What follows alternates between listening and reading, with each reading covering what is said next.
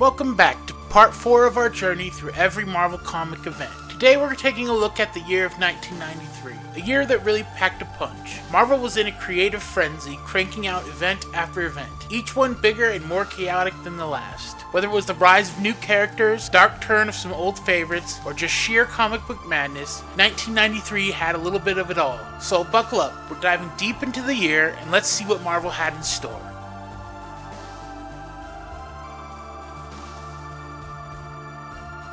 Mys-Tech Wars was a 4-issue Marvel Comics crossover event published in 1993, centered on the shadowy British organization Mys-Tech. It's a weird, deep-cut Marvel UK storyline where magic, sci-fi, and bureaucratic evil all collide, and everyone from the Avengers to the X-Men gets dragged into the mess, whether they like it or not. Basically, the story goes like this. Once upon a time, 7 old creeps made a deal with the literal demon to live forever. They promised him endless souls, and in exchange, they got to run a multinational corporation, because if you're going to be evil, you might as well be efficient. Fast forward to modern day. Mys-Tech owns everything, kills whoever they want, and plays with the forces of hell like it's a company retreat.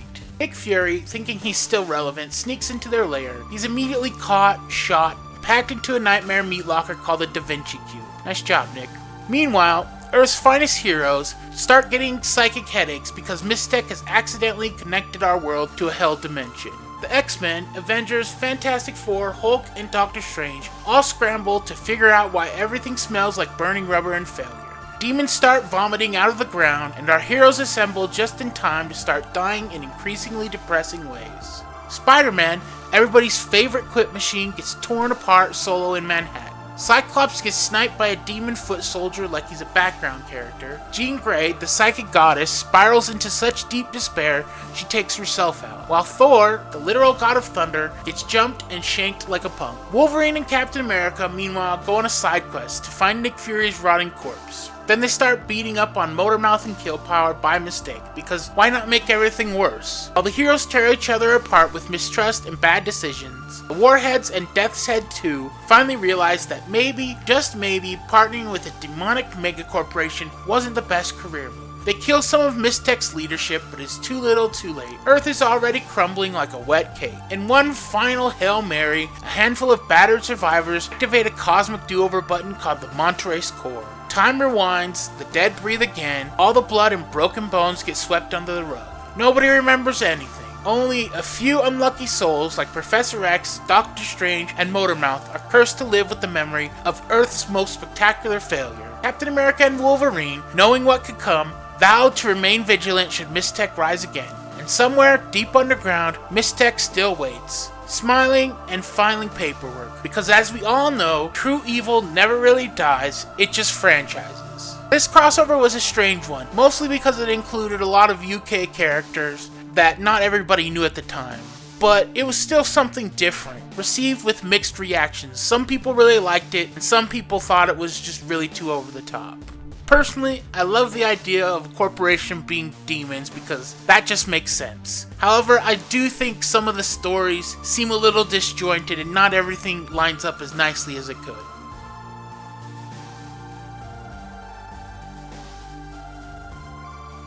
For Love Nor Money, which featured Luke Cage, Silver Sable, and Terror Incorporated, was a 6-part storyline revolving around the pursuit of a mystical artifact known as the Vatsanya Tryst. Each character is independently hired to retrieve this powerful relic, leading to a series of confrontations and uneasy alliances among the three. The story starts out with Parapus, a mutant, a demon, deviant, a god, a guy who rarely can't pick a lane. He hires 3 mercenaries to do his dirty work. Terror, a rotting corpse who moonlights as a hitman, Silver Sable, basically mercenary Barbie, and Luke Cage, last adult in the room at this point. Their mission, fetch the scattered pieces of a mystical puzzle called Vatsanya's Tryst, which apparently points the way to the legendary carnal serpent. Terror, realizing that teamwork is for suckers, immediately backstabs Cage and Sable, steals their puzzle pieces, and tries to cash in solo. It backfires spectacularly, no surprise. Luke Cage smashes his way back into the action, yanks the Tryst away, and leaves Terror short one arm. Sable attacks Cage, thinking he's double-crossed her too, because when in doubt, punch first. Cage just shrugs, hands her the relic, and both awkwardly return to Priapus. Priapus, being exactly gross as you expect of someone with followers named Brother Randy and Libido, uses his magic to unleash a wave of paralyzing horniness on our heroes. Yes, that's seriously the vibe. While they're busy losing control of basic bodily functions, Priapus powers up his weird pleasure palaces. Luckily, Terror, who's already 80% dead inside, shrugs off the spell and helps the others escape, torching Priapus' strip club empire on the way out. Priapus, furious that his big gross dreams are crumbling, summons living, breathing version of the hero's deepest, sweatiest desires to fight them. Cause when in doubt, weaponize shame. With the hero's sideline, Priapus slithers off to Venezuela to feed himself to the carnal serpent, because when your life's mission is cosmic level degeneracy, you go big or you go home. Unfortunately for him, the heroes show up, kill the serpent, and for a moment everything seems fine. Until Priapus rips himself out of the serpent's dead body, stronger and even slimier than before. He enslaves the heroes, cause what's better than victory? Humiliation. But Cage rips the tryst from his chest like he's yanking the heart out of a piñata. Carnal Serpent, finally free, rewards their hard work by bursting out of Priapus' body like an overcooked microwave dinner, grabs the tryst, and slithers off into the sunset. The heroes are left standing in a puddle of guts and regret, wondering how exactly their lives took this particular turn. You probably haven't heard of this particular crossover, and that's probably because it's not very popular. It's not collected in any major trade, it had really zero long-term impact, and it was released in the middle of Marvel's 1993 event Deluge, buried under bigger crossovers that we'll talk about, like Maximum Carnage, Infinity Crusade, and Siege of Darkness. It's not bad per se, but it's definitely a product of its time. Gritty, overwritten, and trying to juggle too many tones at once.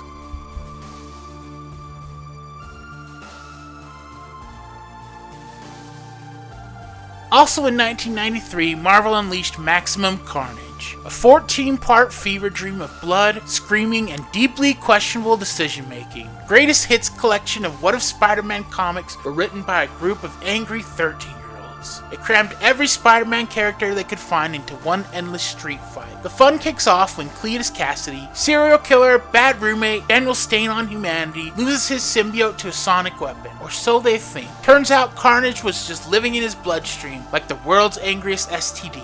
So naturally, Cletus cuts his wrists open and gives birth to Carnage again, immediately murdering half of Ravencroft's staff, because what else would he do with his freedom? Carnage immediately assembles a little Manson family. Shriek, his psycho wife, Spider-Man's doppelganger, the demonic clone nobody wanted, Demogoblin, a religious fanatic hobgoblin reject, and Carrion, who looks like if skin disease was a person. They unleash pure chaos on New York, because of course they do. Spider-Man, already nursing ribs from after getting stomped into applesauce by Shriek and Doppelganger, desperately tries to put a team together. He ends up rolling with Cloak, Dagger, Venom, Black Cat, Morbius, Deathlock, Iron Fist, Firestar, and eventually even Captain America. Basically, anyone who didn't ghost him got a team jersey. The city falls into a full-blown riot because Shriek's psychic tantrums turn every civilian into a frothing maniac. Carnage, meanwhile, treats the apocalypse like a music festival, crucifying Deathlock in Times Square for aesthetic reasons and torturing Venom at the Statue of Liberty because irony is delicious. Spider-Man,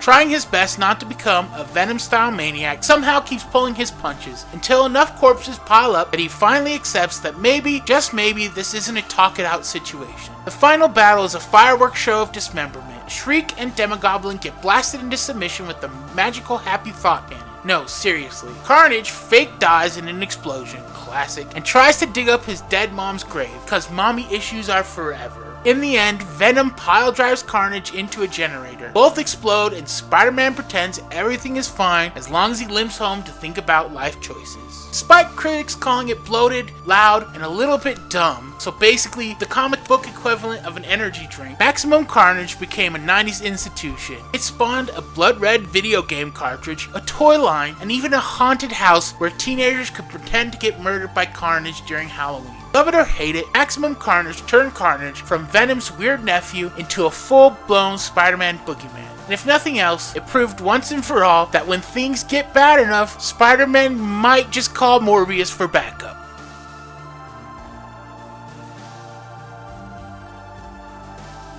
By now, Marvel decided that you hadn't been emotionally damaged enough by the first two Infinity disasters, so they dropped the Infinity Crusade, third and final chapter of Adam Warlock's big cosmic identity crisis, written by Jim Starlin, drawn by Ron Lim, and some other poor souls trying to keep up. It picks up after Warlock got his grubby hands on the Infinity Gauntlet and thought, hey, what if I surgically remove every feeling I've ever had? Purged his good and evil sides like two toxic roommates moving out at once. The evil side became Magus again, and the good side became the goddess.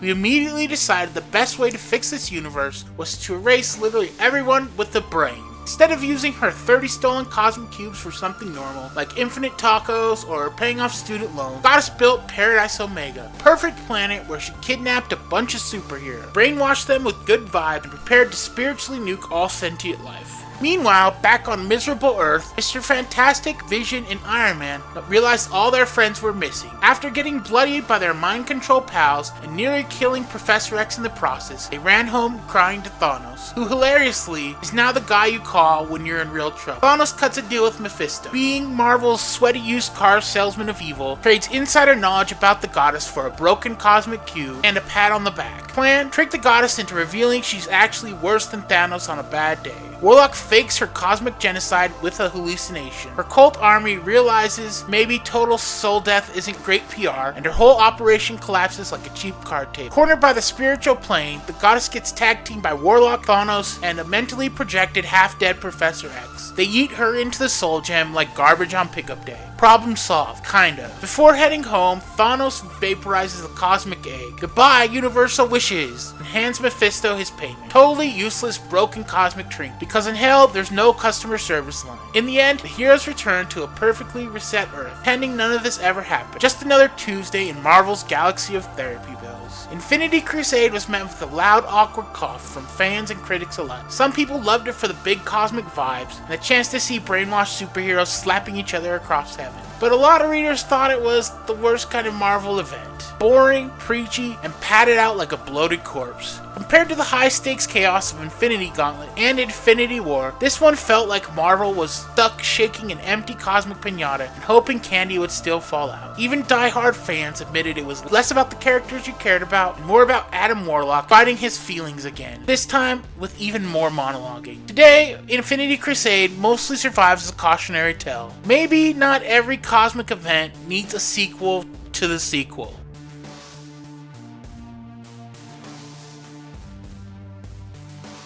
You ever wonder what would happen if the strongest guy you knew just snapped one day and decided to punch reality until it broke? Well, welcome to Blood and Thunder, a Marvel crossover event where Thor, the actual god of thunder, completely loses his mind and decides it's time for the entire universe to catch these hands. Driven mad by a fake Valkyrie cooked up in his own broken brain, Thor tumbles into what the Asgardians politely call Warrior's Madness. Basically cosmic rabies. He beats up his best friends, smashes entire planets, turns himself into an unstoppable cosmic wrecking ball.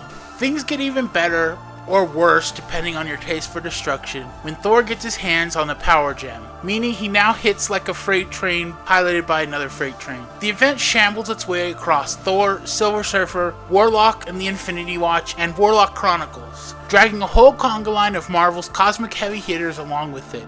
Silver Surfer, Doctor Strange, Adam Warlock, and even Thanos shows up, forming the least functional intervention group in history. Imagine trying to stop a speeding bus with a handful of cardboard signs that say, "Please don't." That's the vibe. Things finally climax in Asgard when Odin himself decides that he's had enough of his son's cosmic tantrum and throws down the dad hammer. It's loud, messy, and leaves everyone wondering how Thor still has any friends after this. When Blood and Thunder hit shelves, readers were confused. Some loved the non-stop cosmic fist fights. Others wondered if they had accidentally bought the same issue 4 times in a row, because it's basically Thor punches people on loop with different backgrounds. The story felt stitched together, hopping across books with wildly different art styles, like a kid wearing mismatched socks. Still, it gave some fans some truly insane Thor moments, and if nothing else, beautiful screaming monument to Marvel's early 90s philosophy: if something's broken, hit it harder.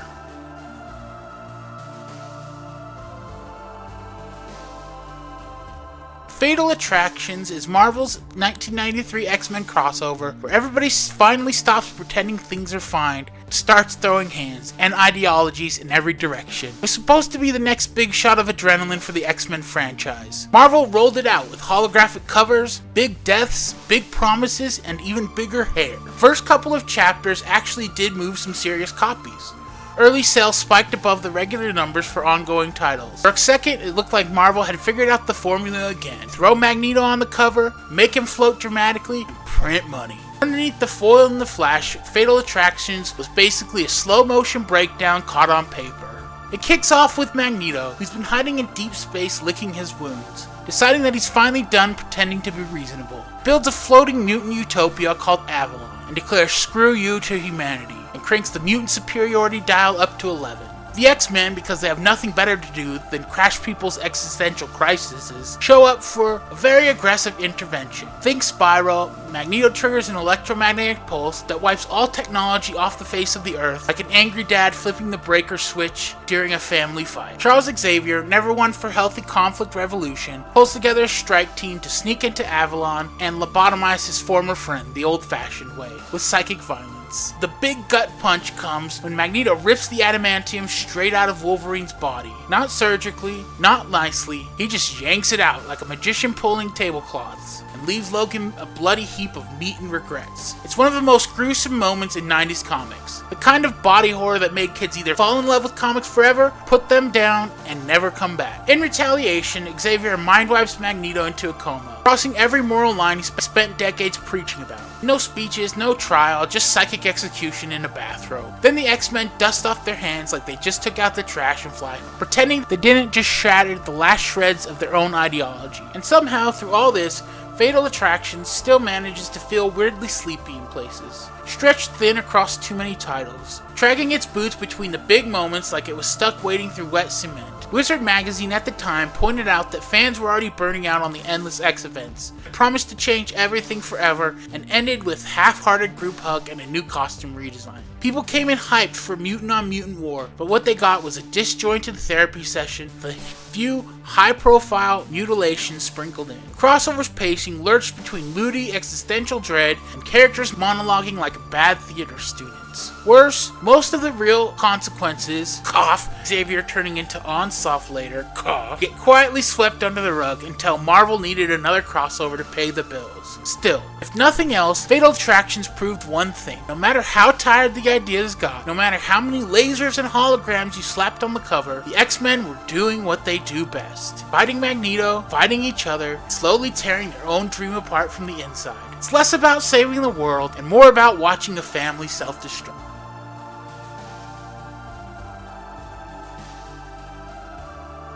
If Fatal Attractions was the X-Men setting themselves on fire, Blood Ties is what happens when the Avengers show up, smell the smoke, and decide to jump in too. Blood Ties was a 1993 crossover between X-Men and the Avengers, cooked up to celebrate the 30th anniversary of both franchises. It picks up right after Xavier mind-wipes Magneto, an act that basically leaves a giant vacancy sign hanging over the throne of mutant supremacy. Magneto's unstable ex-protege, Fabian Cortez, decides to exploit the chaos by lighting Genosha on fire and kidnapping Magneto's human granddaughter, Luna, for extra insurance. Because nothing says strategic mastermind like starting a civil war and dragging a toddler into it. With Luna's parents, Quicksilver, who's X-Men adjacent, and Crystal from the Avengers both freaking out, two teams get pulled into the conflict. At first, the Avengers are ordered to stand down by the United Nations, but in true Marvel fashion, they decide that global politics can eat it and storm Genosha anyways, but getting into an actual fistfight with S.H.I.E.L.D. in the process. Meanwhile, the X-Men split off into teams, tracking Cortez and trying to stop the bloodbath spreading throughout the streets of Hammer Bay. It doesn't go well. Exodus shows up, declares himself Magneto's rightful heir, basically threatens to nuke Genosha if the heroes don't back off. War Machine tries to stop him and gets flattened for his trouble. The heroes scramble to rescue civilians while Exodus tears through the place like a nuclear blender. Underground, Professor X and Beast undercover armies of enslaved mutates being used as cannon fodder. Cortez, ever the coward, tries to use Luna as a human shield, only for Exodus to almost vaporize him too. Because there's no loyalty among sociopaths. In the end, it's the combined forces of the X-Men and the Avengers that finally bring Exodus down. Professor X hits him with a psychic assault, and the Black Knight stabs him into unconsciousness. And Quicksilver nearly dies trying to save his daughter. Luna is finally freed, but Genosha is left in ruins, locked inside a force field to keep the world out. Cracked, smoking monument to mutant kind self-destruction.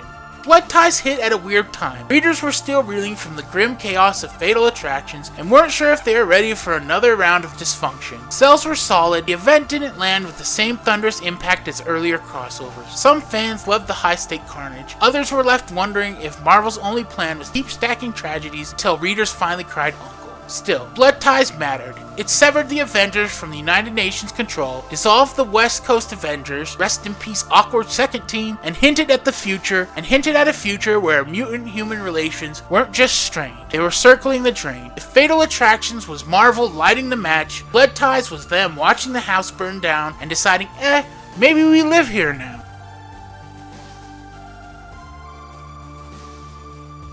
After 2 decades of slicing through vampires, demons, and every other filthy thing that skitters in the dark, Blade was done. In the Midnight Massacre, the Daywalker wasn't just hunting anymore, he wanted to end it all. No more vampires, no more demons, no more monsters. So when Blade gets his hands on the Black Envelope, a cursed artifact with a page from the Darkhold, he sees a way out of the endless bloodshed, promises to wipe out every supernatural creature. But Blade didn't know what he was really dealing with. When he reads the page, it changes him. Darkhold doesn't just give him power, it twists him into something grotesque.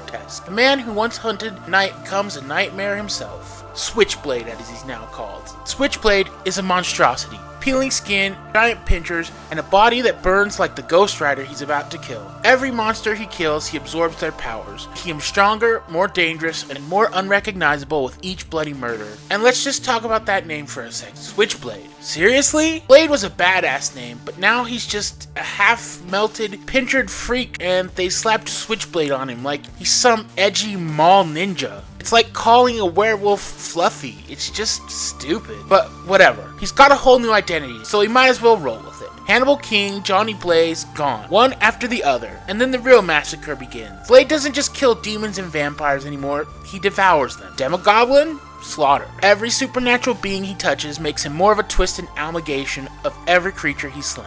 He's unstoppable, but at what cost? Blade's mind unravels as he becomes something worse than the very creatures he hunted for years. But the monster's hunger doesn't stop there. Switchblade takes on the Ghost Rider and absorbs the Penance Stare. Someone like Blade, who's lived in the gutter of every mistake and bloodbath, would be immune to it. But no one is. The Penance Stare forces Blade to relive every ounce of pain he's ever caused, every life he's ever taken, every person he's hurt, every goddamn thing he's ever done. You know, you'd think by now Blade would have figured out that absorbing everyone's powers might not be the smartest idea. But hey, what's life without a little rational, rage-fueled decision-making?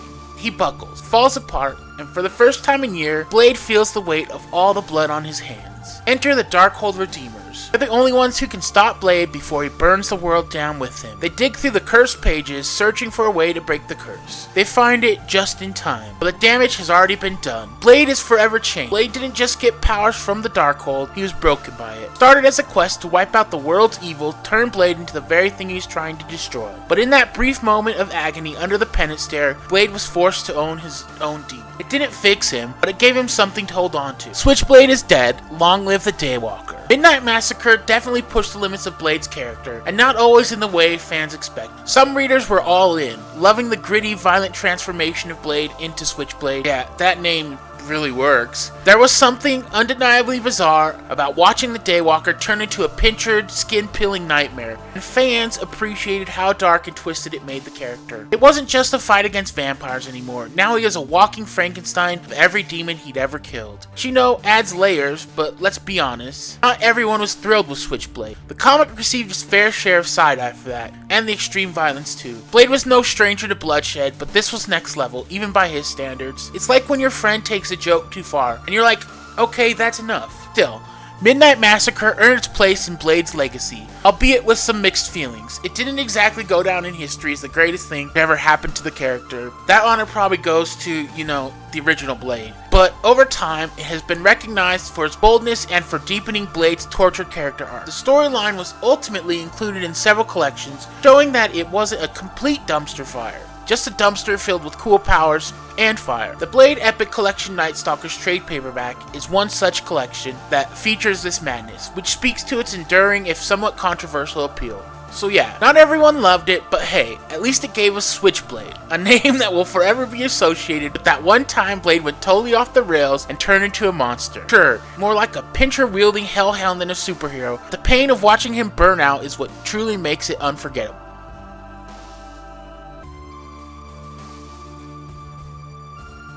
By now, Marvel was deep in its supernatural era, a time when demons were plentiful, trench coats were mandatory, and every other page promised someone screaming in hellfire. Enter Road to Vengeance, the Missing Link, a chaotic crossover mostly taking place in Ghost Rider, Spirits of Vengeance, Midnight Suns Unlimited books. It starred Ghost Rider, Dan Ketch, Johnny Blaze, the shotgun that spits literal hellfire, and Vengeance, the angrier Ghost Rider with more spikes. All thrown into a storyline that tried to be part demonic family drama, part origin retcon, and part 90s metal album cover.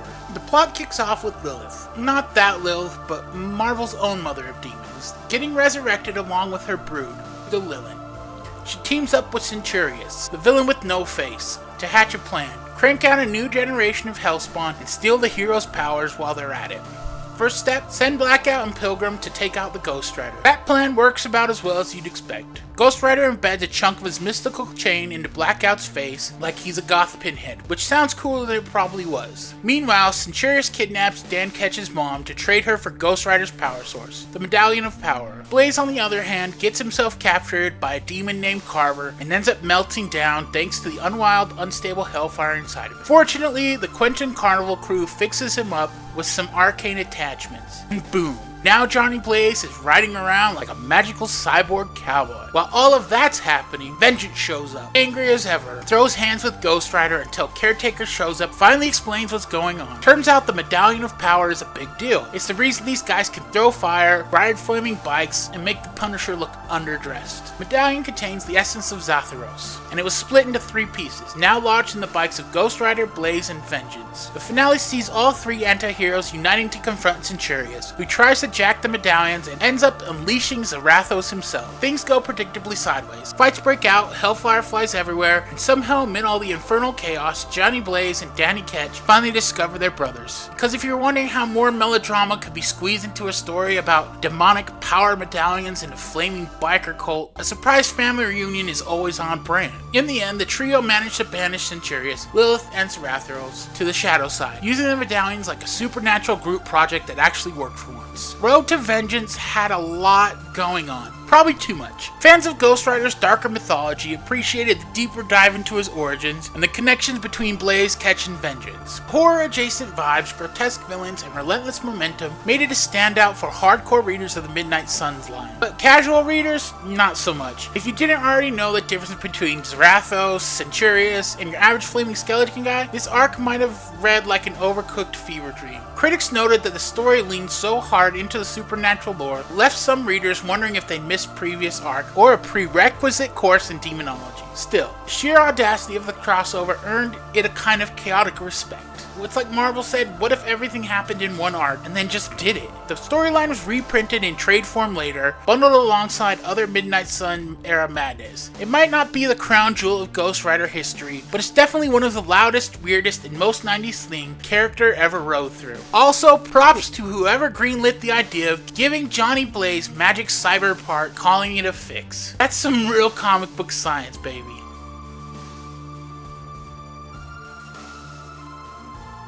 And last but not least is the Siege of Darkness, which was also a crossover event that centered around Midnight Suns. Ran across several titles: Ghost Rider, Spirits of Vengeance, Morbius, Night Stalkers, Darkhold, and Doctor Strange.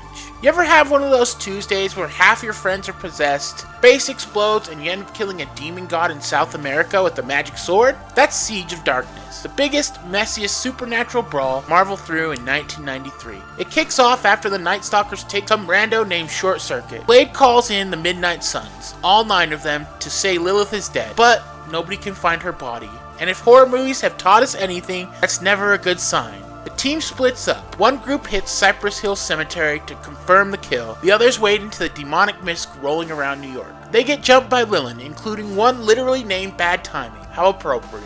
Eventually, Vengeance, Caretaker, and Doctor Strange join the mess. Ghost Rider and Vengeance stop a Lilin assault on a police station, then get yanked into another dimension and learn there's a traitor on the team. Morbius, infected by Lilin blood, straight up kills Louise Hastings. Everyone thinks Mordred did it, which doesn't help, and the Lilins start picking off the team one by one. Over in the main Marvel universe, Lilith's demons are attacking anyone remotely supernatural. Werewolf by Night, Devil Slayer, even the Scarlet Witch gets dragged into it. Things get worse. The possessed Morbius leads Lilin straight to Strange's mansion, which gets obliterated. The survivors hole up in a literal nightclub, because when reality is crumbling, there's always room for bottle service. Eventually, Ghost Rider, Blaze, and Vengeance regroup for a final battle at Cypress Hills. Using the Medallion of Power, they manage to banish Lilith and her children to the Shadow Side dimension. But Zarathos, the ancient demon Ghost Rider is tied to, comes back stronger than ever, with his personal army of fallen demons. So now it's round 2. Ghost Rider tries to gather the Ancient Order of the Blood to help, but most of them die horribly. One gets killed,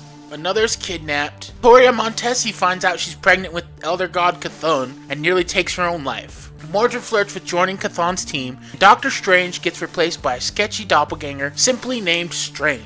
Oh, and Zarathos kills Ghost Rider. In the final round, only a handful of Midnight Suns are still upright. Vengeance, Blaze, Caretaker, Morbius, and the Night Stalkers. They track down one last hidden blood member named Foundry, who gives Blade a mystic sword, a Justicar, just in time for a final showdown in South America. One apocalyptic sword fight later, Blade stabs Zathros into oblivion, and that's how you save the world in 1993, by surviving mass possession, watching most of your friends die, and letting Blade solo a demon god with the sword someone handed him 2 pages ago. The reception to Siege of Darkness was largely mixed, with fans and critics expressing frustration over its convoluted and overcomplicated structure. The event's reliance on numerous tie-ins across multiple series left readers struggling to keep up, with many feeling that the story was more about selling comics than delivering a cohesive narrative, which, let's be honest, you hear that a lot. While the dramatic moments were eye-catching, they felt like a narrative shortcut, undoing much of the emotional weight built up throughout the event. The aftermath left the Midnight Suns even more fractured and isolated, making it hard for readers to invest in the team's future. Ultimately, Siege of Darkness failed to deliver any lasting resolutions, leaving fans with more questions than answers, and a sense that the event was more temporary reprieve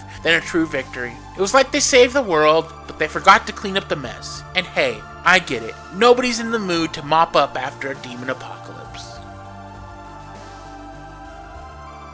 And that wraps up our deep dive into 1993, a year that really pushed Marvel's event culture into overdrive. With epic crossover-heavy storylines like Siege of Darkness and the Infinity Crusade, Marvel's throwing everything at the wall to see what would stick. The sheer number of events was impressive, but as we saw, not all of it landed perfectly. Whether you love it or loathe it, 1993 will go down as one of the most event-heavy years in Marvel history. Next time, we're jumping into 1994 and 1995, and trust me, things get even crazier. From the Phalanx Covenant to the Age of Apocalypse to the Onslaught Saga. We'll cover how Marvel's events continue to evolve and how they somehow kept getting more ambitious. If you enjoyed this look back at the madness, be sure to hit that like button and let me know your thoughts in the comments below. Were you reading these as they happened, or are you just now discovering them for the first time? And of course, don't forget to subscribe to future videos. You won't want to miss what's coming up. Trust me, chaos is just getting started. Thanks for watching, and as always, I'll catch you in the next one.